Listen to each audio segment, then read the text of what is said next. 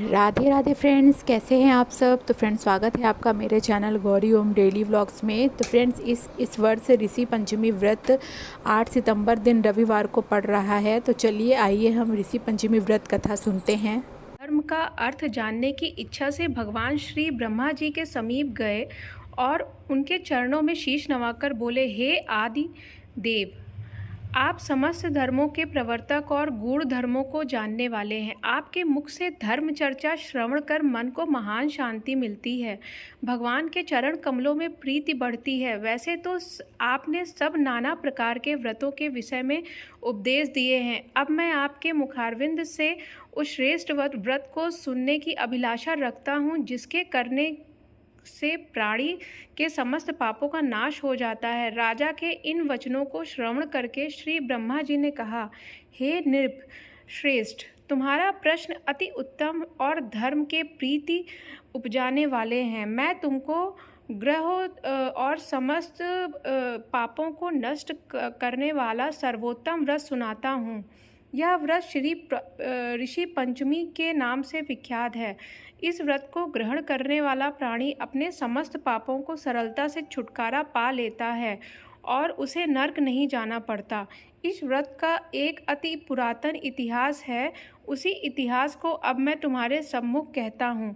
व्रत का इतिहास बताते हुए श्री ब्रह्मा जी ने कहा, एक समय विदर्भ देश में उत्तंक नामक ब्राह्मण अपनी पतिव्रता पत्नी के साथ निवास करता था।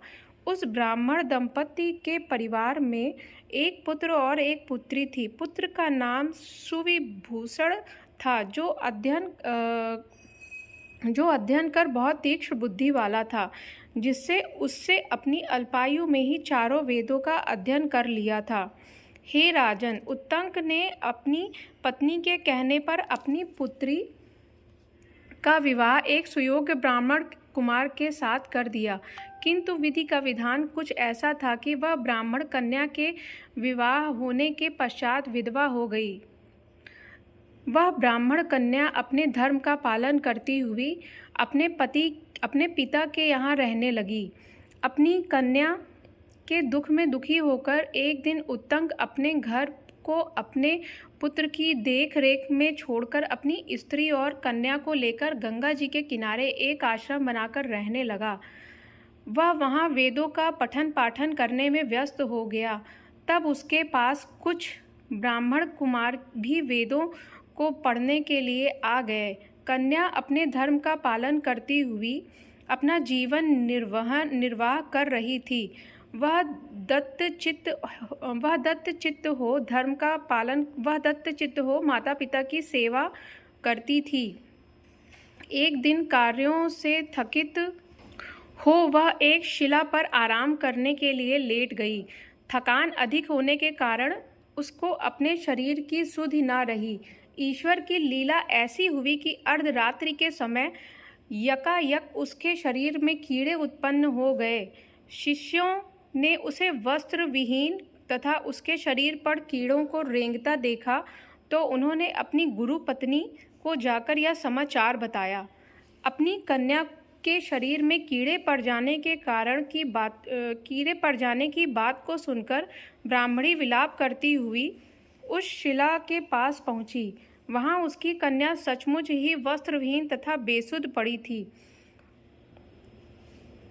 उसके शरीर पर हजारों कीड़े को रेंगता देखकर अत्यंत दुखी हुई और चीख चीख कर रोने लगी। इस प्रकार विलाप करते करते वह ब्राह्मणी भी अचेत अवस्था को प्राप्त हो गई, किंतु ज्यों ही उसे चेत हुआ तो उसने अपनी कन्या को गोदी में उठाया और आश्रम में पति के उत्तंक ऋषि के सम्मुख ले जाकर रख दिया।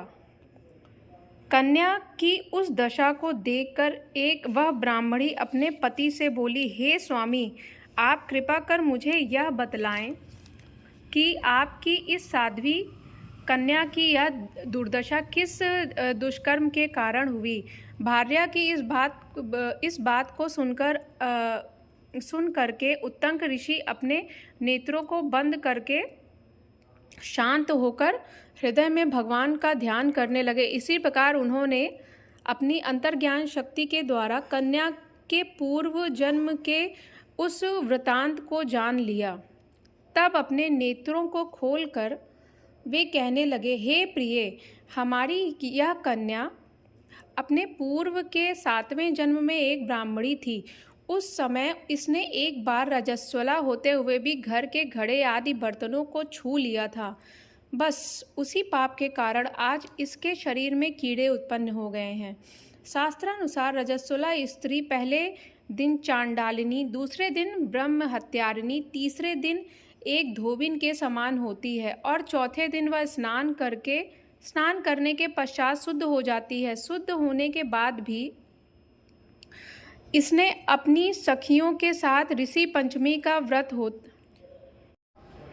व्रत होता देखकर भी रुचि नहीं ली। व्रत के उत्सव के दर्शन मात्र से ही इस जन्म में इसको उत्तम ब्राह्मण कुल प्राप्त हुआ है। मुनि के इस प्रकार के वचनों को श्रवण कर उनकी पत्नी बोली, हे स्वामी, जिस व्रत के दर्शन मात्र से ही आपके उत्तम कुल में जन्म तो प्राप्त हुआ, परंतु जिसका तिरस्कार करने से शरीर कीड़ों से भर गया, ऐसे महान और आश्चर्यजनक व्रत को आप कृपा करके मुझे अवश्य बताएं।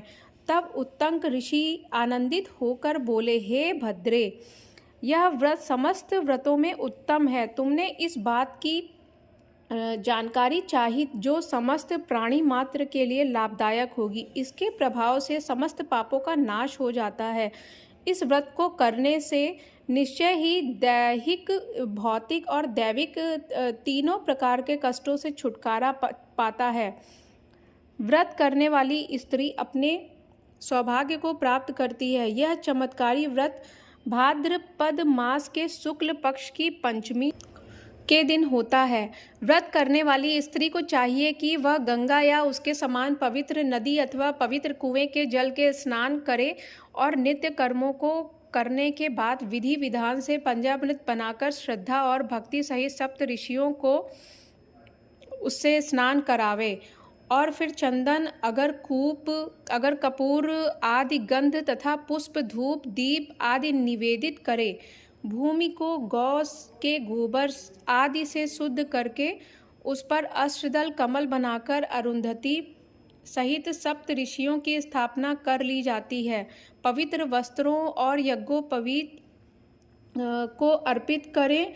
उत्तम फलों को मिष्ठान से उनका भोग लगावें तथा अर्घ्य दें।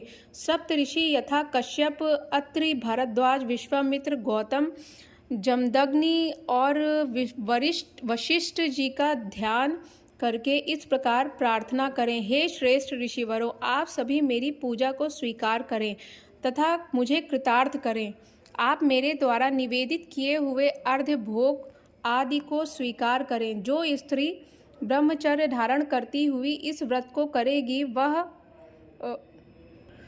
वह उत्तम वांछित फलों को प्राप्त करेगी, इसमें संदेह नहीं है। इस व्रत का फल समस्त तीर्थों के दर्शन और संसार के समस्त दानों से भी श्रेष्ठ है।